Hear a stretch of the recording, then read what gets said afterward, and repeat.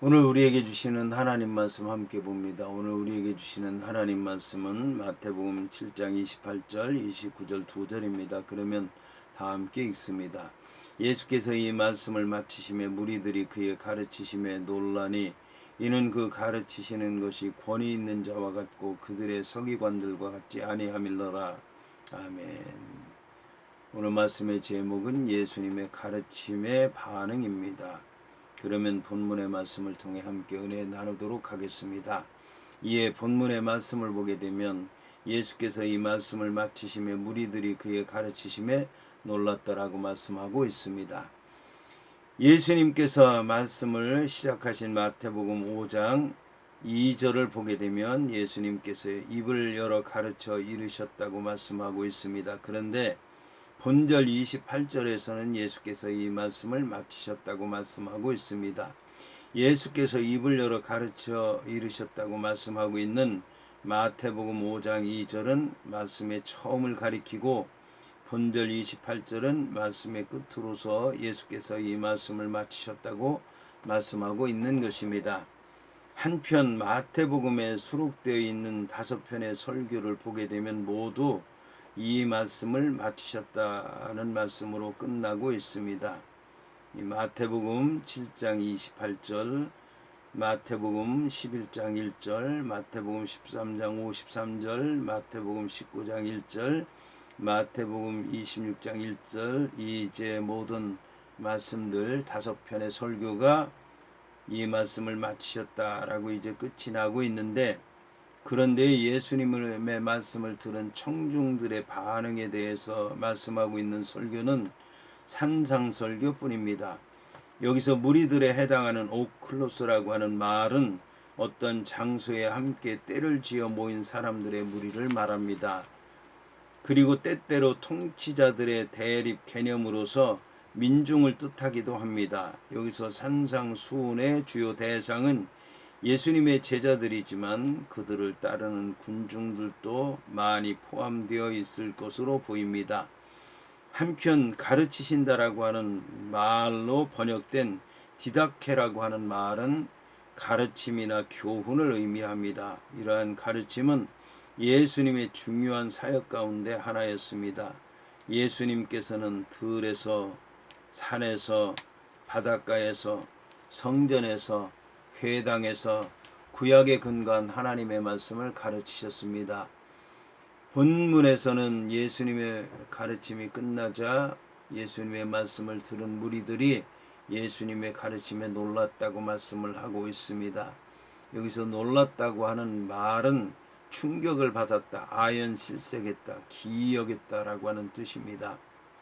본문에서 놀랐다라고 하는 단어는 예수님의 가르치심에 청중들의 반응을 묘사하는 말에 있어서 마태가 주로 쓰는 말이기도 합니다.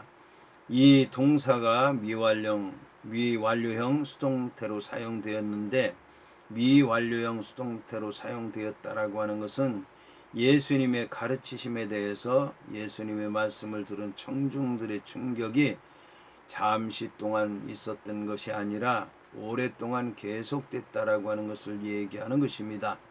이처럼 예수님의 교훈은 하나님 나라의 진리로서 구약의 율법을 토대로 하셨지만 구약의 율법을 능가하는 새롭고 놀라운 것이었던 것입니다. 이처럼 예수님의 가르침이 놀라운 것은 예수님께서 서기관과 다른 하나님의 아들로서의 배경이 있었기 때문입니다. 이에 대해서 마태복음 1장 18절부터 25절까지의 말씀을 보게 되면 예수 그리스도의 나심은 이러하니라. 그의 어머니 마리아가 요셉과 약혼하고 동거하기 전에 성령으로 잉태된 것이 나타났더니 그의 남편 요셉은 의로운 사람이라 그를 드러내지 아니하고 가만히 끊고자 하여 이 일을 생각할 때에 주의 사자가 현몽하여 이르되 다윗의 자손 요셉아 내 아내 마리아 데려오기를 무서워하지 말라. 그에게 잉태된 자는 성령으로 된 것이라. 아들을 낳으려니 이름을 예수라 하라. 이는 그가 자기 백성을 그들의 죄에서 구원할 자이심이라 하니라. 이 모든 일이 된 것은 주께서 선지자로 하신 말씀을 이루려 하심이니 이르시되 보라 처녀가 잉태하여 아들을 낳을 것이요 그의 이름은 임마누엘이라 하리라 하셨으니 이를 번역한즉 하나님이 우리와 함께 계시다 함이라.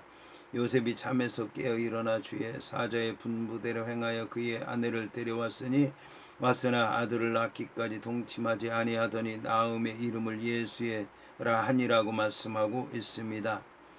이처럼 예수님께서 탄생하신 것에 관해서 말씀하는 것을 보면 예수님께서 성령으로 잉태하셨다고 말씀하심으로 말미암아 예수님께서는 태어날 때부터 이 세상 사람들과는 달랐던 것이고 서기관들과는 달랐다라고 하는 것을 말씀하고 있는 것입니다. 이어서 마태복음 3장 13절부터 17절까지의 말씀을 보게 되면 이때 예수께서 갈릴리로부터 요단강에 이르러 요한에게 세례를 받으려 하시니 요한이 말려 이르되 내가 당신에게서 세례를 받아야 할 터인데 당신이 내게로 오시나이까. 예수께서 대답하여 이르시되 이제 허락하라. 우리가 이와 같이 하여 모든 의를 이루는 것이 합당하니라 하시니 이 요한이 허락하는지라. 예수께서 세례를 받으시고 곧 물에서 올라오실새 하늘이 열리고 하나님의 성령이 비둘기같이 내려 자기 위에 임하심을 보시더니 하늘로부터 소리가 있어 말씀하시되 이는 내 사랑하는 아들이요 내 기뻐하는 자라 하시니라고 말씀하고 있습니다. 이처럼 예수님께서는 하나님의 아들이심에도 불구하고 죄인들이 받는 세례를 받으신 것에 관해서 하나님으로부터 인정받는 과정을 말하는 것입니다. 이렇게 해서 예수님께서는 하늘의 권세를 받으셨고 그 권세를 가지고 주의 사역을 했고 그리고 주의 말씀을 전했기 때문에 서기관이나 바리새인이나 어떤 말씀을 전하는 자들보다도 이제 월등했던 것이고 비교가 되지 않았던 것이고 사람들이 놀랄 수밖에 없었던 것입니다.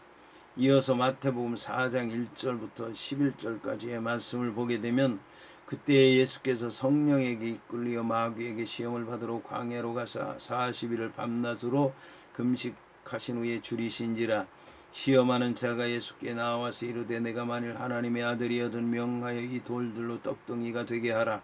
예수께서 대답하여 이르시되 기록되었으되 사람이 떡으로만 살 것이 아니요 하나님의 입으로부터 나오는 모든 말씀으로 살 것이라 하였느니라 하시니 이에 마귀가 예수를 거룩한 성으로 데려가다가 성전 꼭대기에 세우고 이르되 네가 만일 하나님의 아들이여든 뛰어내리라. 기록되었으되 그가 너를 위하여 그의 사자들을 명하시리니 그들이 손으로 너를 받들어 발이 도로에 부딪히지 않게 하리로다 하였느니라. 예수께서 이르시되 또 기록되었으되 주 너의 하나님을 시험하지 말라 하였느니라 하시니 마귀가 또 그를 데리고 지극히 높은 산으로 가서 천하만국과 그 영광을 보여 이르되 만일 내게 엎드려 경배하면 이 모든 것을 내게 주리라. 이에 예수께서 말씀하시되 사탄아 물러가라. 기록되었으되 주 너의 하나님께 경배하고 다만 그를 섬기라 하였느니라. 이에 마귀는 예수를 떠나고 천사들이 나와서 수종드니라고 말씀하고 있습니다. 이것은 예수께서 성령의 도우심으로 말미암아 마귀를 이기셨다라고 하는 것을 말씀하는 것입니다. 이처럼 예수님께서 하나님의 말씀을 의지해서 성령에 이끌려서 마귀와 싸워 승리하셨습니다. 그러므로 예수님께서 말씀을 전하시는 것이 서기관이나 바리새인이나 유대 종교 지도자들과 달랐던 것이고 월등했던 것이고 비교할 수 없었던 것이며 사람들이 듣고 놀랄 수밖에 없었던 것입니다. 이어서 마태복음 4장 23절부터 25절까지의 말씀을 보게 되면 예수께서 온 갈릴리에 두루 다니사 그들의 회당에서 가르치시며 천국 복음을 전파하시며 백성 중에 모든 병과 모든 약한 것을 고치시니 그의 소문이 온 수리아에 퍼진지라. 사람들이 모든 앓는 자 곧 각종 병에 걸려서 고통당하는 자 귀신 들린 자 간질하는 자 중풍병자들을 데려오니 그들을 고치시더라. 갈릴리와 데가볼리와 예루살렘과 유대와 요단강 건너편에서 수많은 무리가 따르니라고 말씀하고 있습니다. 여기서 예수님의 가르침과 함께 예수님께서 행하신 기적에 관한 말씀들이 기록되어 있습니다. 이것은 이미 예수님의 가르치심에는 성령의 능력이 함께 하심으로 말미암아 기적이 일어나고 있다는 것을 말씀하는 것입니다. 저럼 예수님께서는 산상에서 말씀을 가르치시기 전부터 하나님의 능력을 가르치심을 통해 나타내고 있었던 것입니다.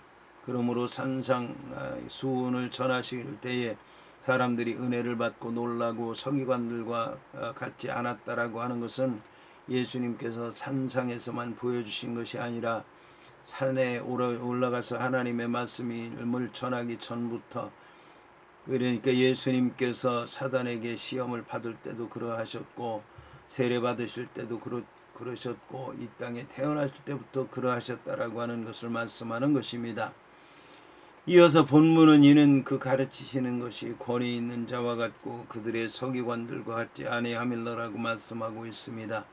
본문의 말씀을 직역하면, 왜냐하면 그가 권위를 가진 자들과 같이 그들을 가르치셨고 그들의 서기관들과 같지 않았기 때문이다 라고 하는 말씀입니다.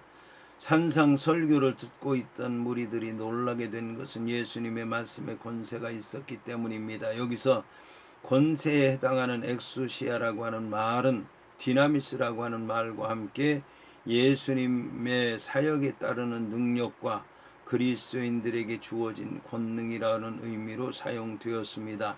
이 엑수시안이라고 하는 말은 먼저 하나님 자신의 종말론적인 권능을 의미합니다.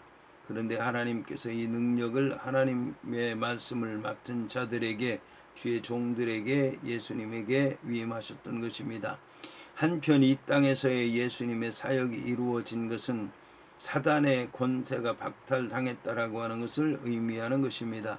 그리고 이것은 예수님께서 하나님의 보내심을 받은 자로서 사단의 활동을 멸하시고 그의 지배로부터 인간을 구원하는 권세를 가지셨다라고 하는 것을 말씀하는 것입니다. 이에 더 나아가서 하나님께서는 그리스도를 믿는 모든 자들에게 똑같은 권세를 주셔서 복음이 온 땅에 전파되도록 하셨습니다. 예수님께서 사역하실 때에 이스라엘 종교자들이었던 바리새인들과 서기관들도 백성들에게 교훈을 베풀었습니다. 그런데 서기관들과 바리새인들은 율법의 전승에 의거해서 말씀을 가르쳤지만 예수님은 율법을 가르치실 때에 남의 사상을 취급하듯이 하시지 않으셨던 것입니다. 마태복음에서 예수님께서 나의 이 말이라고 하는 표현은 예수님께서 하나님의 아들로서 자신의 절대적인 권위에 의거해서 가르치셨다라고 하는 것을 말씀하는 것입니다. 예수님께서는 서기관들과 바리새인들처럼 토라 율법을 문자대로 그대로 이해하고 그대로 해석하고 그대로 적응했던 율법의 전통을 근본적으로 넘어서서 하나님 나라의 새로운 윤리에 부합하는 예수님 자신의 독특한 가르침을 펼쳐 나감으로써 하나님의 아들이라고 하는 것을 보여주셨고 율법을 완성하신 분이라고 하는 것을 말씀하셨고 십자가에 달려 죽으실 때까지 주의 사역을 감당하셨던 것입니다. 그러므로 하나님의 권위를 가지신 예수님의 가르치심은 형식을 중요시하고 진리를 왜곡하던 서기관들과 같지 아니하였던 것입니다. 그러므로 이제 서기관들과 예수님은 첨예하게 대립할 수밖에 없었던 것입니다.